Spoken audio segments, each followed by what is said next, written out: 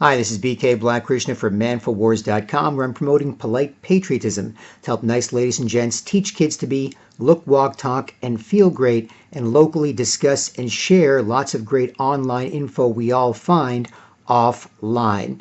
A lot of us are consuming lots of YouTube videos, podcasts, other online content, leaving comments for strangers or talking to strangers online, and yet having a lot of trouble respecting each other and discussing a lot of that stuff offline. And so manfulwars.com, I've got a bit of why that's happening and what we can do about it. And on that, there's this video is called Netflix binge brainwashing on steroids makes your daddy's brainwashing look like Sunday school. And yeah, Netflix binge brainwashing on steroids compared to what your daddy went through or our parents went through back in the day. This is brainwashing on steroids. It's insane. And I can't say Netflix sucks. Netflix, has some good stuff, does some good stuff. However, there are definitely some issues with that, especially in the bigger picture. Basically, there's super rich people. If you don't understand that there are rich people that are trying to influence the media and society for their ends, then you'll end up being confused and scrapping with each other with divide and conquer, identity politics, political correctness, stuff like that. Even activist groups, there's super rich people that fund activist groups that tend to divide and conquer people. So you'll get activist groups attacking, say, 200-year-old statues instead of exposing 60-year-old white people and other people that are having an influence on the policies today. So you'll send a bunch of Antifa-style commie zombies to knock down a statue that no one's looked at in 50 years because it's causing racism, it's holding us back, it's screwing everything up, while they allow sellout politicians to rob them of their future. That's what the super rich people do with their Rockefeller, Ford, Carnegie foundations and others, right? And so it's important not to be confused into attacking different people based on their race or color or gender across the board. Straight shouldn't attack gay, shouldn't attack straight, black shouldn't attack white, shouldn't attack black, and so on.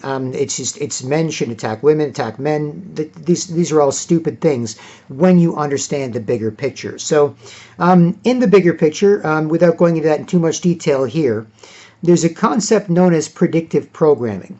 Predictive programming is when the globalist super rich people, the sort of cabals out there trying to influence cultures, they control in countries that they control.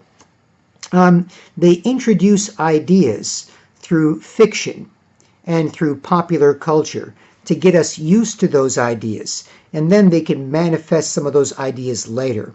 Some of those ideas might even be bad, might even be scary in fiction. But because it's fiction and not news, our brains are more relaxed. We're more, we're taking it in as a story, as opposed to something we should think more critically about, like the news. If the news comes on and says, well, there's this and this and this, you can say, well, I think it's good, I think it's bad.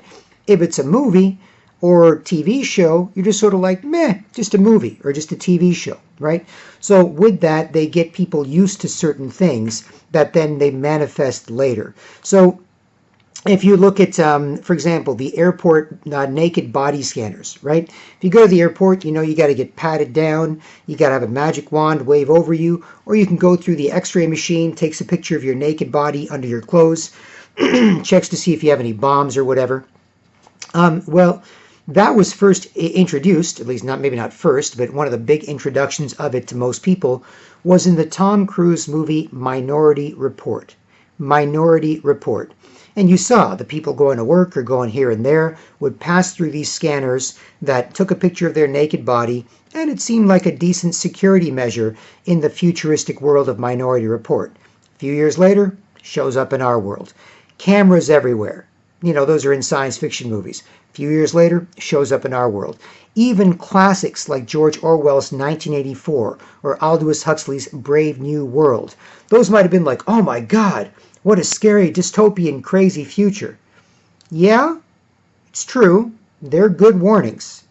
But they also plant the seed that that is what the future might be like. And if you start seeing elements of those later on in your culture, Some of that might be, you're just more used to it. You're more aware of that concept and that idea, what would previously be totally foreign.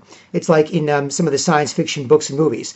It's like, oh my goodness, in that future crazy world, the government has cameras and microphones in everyone's home, spying on everyone. That's crazy.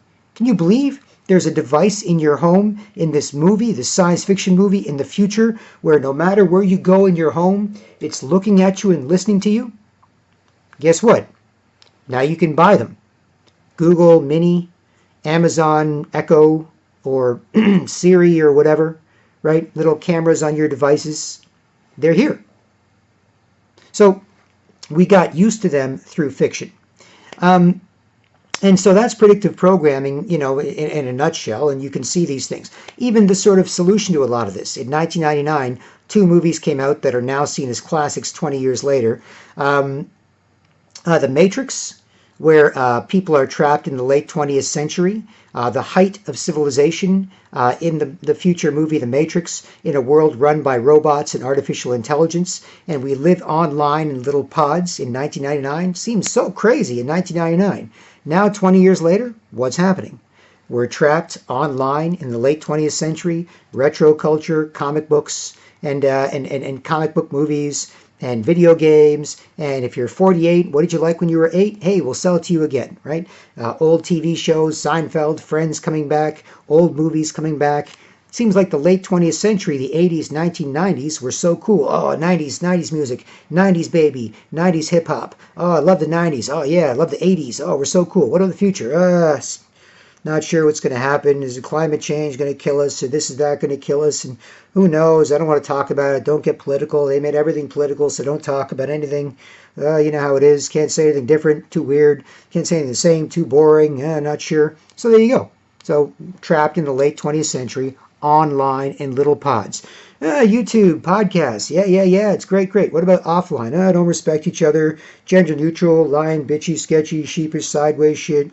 No, messed up. No, I don't want to say anything, do anything weird, just I messed up with you. No, you're messed up, I'm messed up. Now how it is, right? Trapped online in pods in the late 20th century, looking backwards. That's the 1999 movie The Matrix, allegorically speaking, right? And they sort of have to kind of tell us what they're up to get some good karma from the bad devil, right? To say, well, you got to give them a chance to get out of it, and if they take that chance, then they win. If they don't, then you can win, right? And so the super rich evil people, 1999 upside down is 666. So that's the Matrix, briefly, allegorically.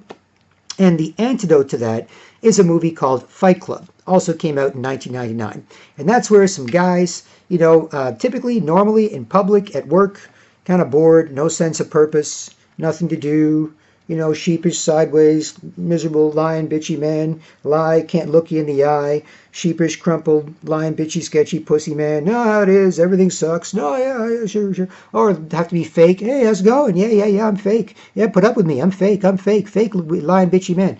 So the guys didn't respect each other, and then, of course, women and kids didn't respect them. They didn't have a sense of purpose, nothing to make them feel bigger, when it comes to themselves, right? Nothing to connect them about a bigger mission, a bigger purpose with respect to themselves, where they live. So what happens? Create Fight Club. Get together privately with men who can respect each other, not other guys, because they can't come, because they'll act sheepish, sideways, pretend bitchy, sketchy, ugly girlfriend, make everyone else quiet, uncomfortable, sheepish, sideways. But guys who don't lie, who can look each other in the eye, get together privately, think, talk, fight, and do stuff for where they live, right? And that's the antidote to the Matrix universe. And they both came out in 1999. So you can look 20 years later at those two solutions to what's happening today, right? So allegorically, there's a bit more predictive programming. And when it comes to Netflix and comparing Netflix and guys do that today, if they get together privately as nationalists versus globalism, especially guys. Women can also do stuff. They want to fight, fine. If not, they like men who can and who will, right? But there's no double standard there when it's a bunch of guys who get together. That's why the Muslim cultures do it, and when they kick some ass, the warlord-type Muslim cultures, that's why the Freemasons do it, the Masons do it. They get together because it's like, hey, what's going on, blah, blah, blah. It's like when guys talk shit, talk freely, blah, blah, blah. Then a girl comes by, These days, we're all supposed to be gender equal, neutral, whatever. Everything's the same. Nobody good looking, ugly. Everyone's sheepish, sideways, bitchy, sketchy, mess, whatever, right? But typically, there's a bit of a double standard. You're confident masculine strength, confident feminine vulnerability. You take the edge off. It's like some guys arguing backyard, at a barbecue. Blah, blah, this, blah, blah, the Bears, blah, blah, this, blah, blah, Nixon, blah, blah, that, blah, blah, this. No way, blah, blah, blah. And then the woman comes in. Hey, you guys okay? Do you need anything? Oh, no, thanks, honey. We're good. Have a good night. We'll see you tomorrow. Okay. Good night, guys. Good night, June. Yep, nice seeing you all in the family. Now listen, man, blah, blah, blah, blah, blah, blah. You take the edge off with that double standard for females when they're near guys who are, feeling themselves and getting their dander up, right? Like Rottweilers with poodles. And so that's why the Fight Club idea is so important, because otherwise, you don't feel like doing that around girls. Or if you do, you don't feel like men and they don't feel like girls in many cases. Now, there are exceptions, but in many cases. And that's why it's such valuable allegory. And then when it comes to that's a bit on predictive programming, for example, a couple of, examples of that. And that's why I say the binge brainwashing, right, on steroids. Makes your daddy's brainwashing seem like Sunday school. Because back in the day, you used to watch a TV show once a week, right? You'd watch Seinfeld once a week. You'd watch Leave It to Beaver once a week. You'd watch, the Ed Sullivan Show once a week, whatever it was, right? Typically. Now, there's other variations on it, but typically. And then you would talk to each other about that TV show. You might watch other TV shows or whatever, but they might be less important. There's certain ones that you really liked, and you would talk to each other about those, right? Now, you can watch 10 TV shows in a row and not talk. Just one episode of Breaking Bad, 2 episodes of Breaking Bad, 3 episodes of Breaking Bad, 4 episodes of Breaking Bad, 1 episode of Game of Thrones, 2 episodes of Game of Thrones, 3 episodes of Game of Thrones, 4 episodes. Then you get really bad at talking. You don't talk to each other about them. And then you just watch more Netflix, right? And then you get so bad at talking sometimes, you watch it again, right? I remember I was working with some construction workers and did some experiments, figure out guys, girls, what they want, got all that locked down, people interested. People don't like talking about what's happening to them, how they're being all screwed up. Don't like talking about it, don't want to do anything about it, don't like dealing with it. They want to, boom. They don't like it, don't like talking about it, don't want to deal with it, just muscle through, sucks, I know. But if they want to fix it, manforwars.com. But the point is, talking to this dude, and about what he and his wife, girlfriend, wife were up to. And he's like, oh, we're just watching the, TV show that we've seen before again, all 20-something episodes. I was like, what? That's crazy. It's like, yeah, well, what are you going to do? Work all day and then go home and it's also because they weren't, people are getting worse and worse at being men and women. And so, this is what they do. So this is binge brainwashing on steroids because this stuff keeps hitting you and whatever, and you consume more and more of it. And then you don't talk about it to talk about what's good, what's bad. You find it harder to talk because of the social constipation, political correctness, identity politics, making it hard to talk. What do you say? Different, too scary, too weird, same, too boring. Why bother repeating it? So just meh, right? And so you just watch more Netflix, right? But part of it is men are not busy and feeling busy and useful, and then women are not gracefully distracting and feeling kind of safe and special with a man who's worth something, right? Without that sense of purpose, without something else going on, without that type of man-ambition, not just selfishly for yourself, but on behalf of where you live, which has been something that we've always respected as men and women and children throughout history, and that's what's being discouraged today, right? Where you're just supposed to be selfish and neurotic and insecure, and so the Netflix stuff is contributing to that. And when it comes to the binge brainwashing, it makes it easy to push the boundaries of what's acceptable today faster, right? So, 50, 60, 70 years ago, whatever, just the idea of a man and woman kissing on screen was, oh my goodness. Or Clark Gable, back in the day, in the 1930s, 40s, taking his shirt off and revealing kind of a tank top, wife beater is the term, I guess, bad one, but the tank top undershirt, white tank top undershirt style, that was scandalous, right? Just like showing a woman's ankle was scandalous, right? Back in the day, going way back, but just to give you an idea, right, of what it was like back in the day. But now, you can corrupt everyone a lot faster, and anybody who complains without the sort of ability to respect each other and intelligently discuss these things and bring in the broader context of why people might want to push certain bad ideas to mess us up and make us easier to control. If all that is sort of off the table, then you can always say, meh, it's just a TV show. You don't like it, you don't watch. You like it, you like it. Meh, right? So then you can have many, murder cop shows on TV, right? I used to live with a guy, great guy, right? And flipping through the Netflix and TV, on occasion or whatever. And I'd ask him what he's watching once in a while. And, like these days, we're supposed to watch a lot of murder mysteries, murder movies, murder podcasts, murder TV shows, a lot of children being murdered, especially in the movies. This creature wants your children. This creature wants to murder children. Can you believe it? This child is being murdered. Ah! Right? And it's all this crap, out there. And it has an effect on you. And I checked my buddy. My buddy was often watching murder TV shows. And he was a mature guy, and so he and I could have some decent discussions about this. But I was like, okay, so even if it's just a TV show, and if you say at the end, well, at the end it's a TV show, the good guys catch the bad guy, it's like, okay, so this is an hour-long TV show.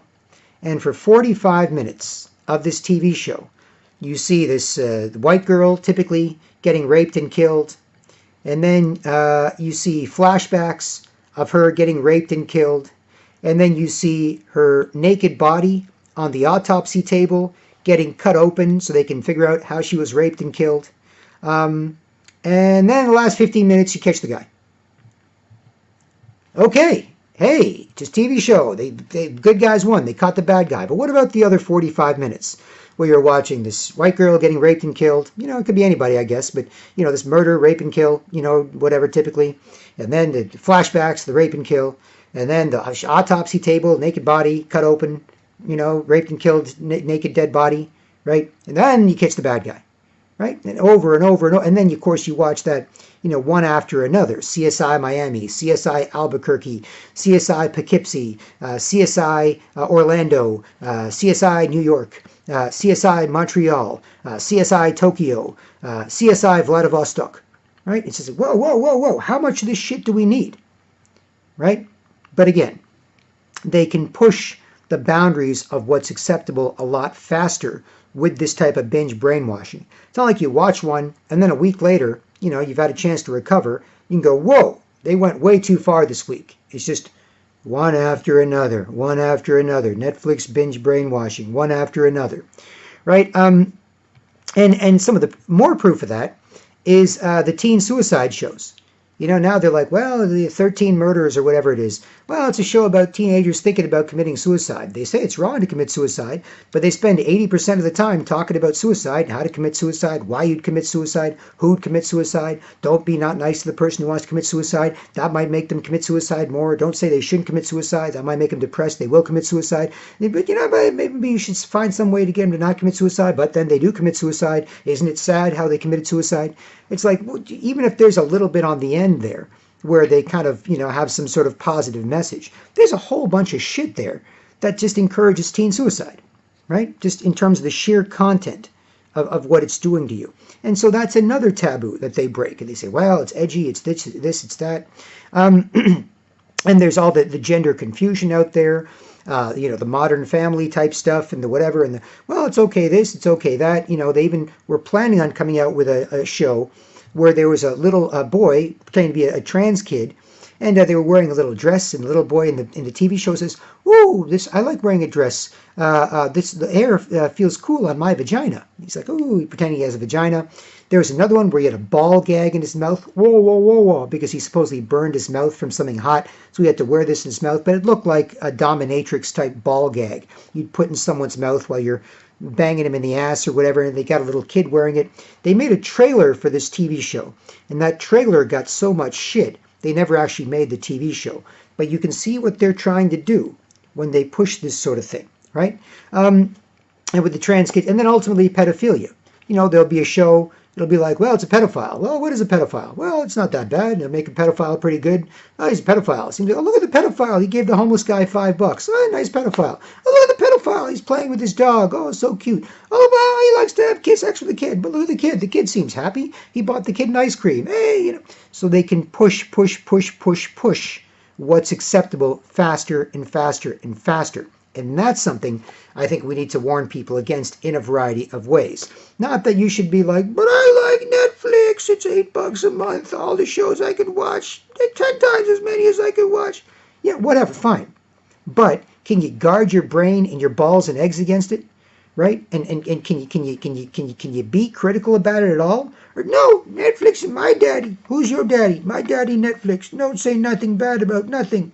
It's like, come on. We should be mature, responsible adults, informed and empowered, making more, who can critique these things in intelligent ways to avoid them screwing us up. Now, you can still watch some stuff. You can still binge watch some stuff. I've done some binge watching of some stuff like The Wire.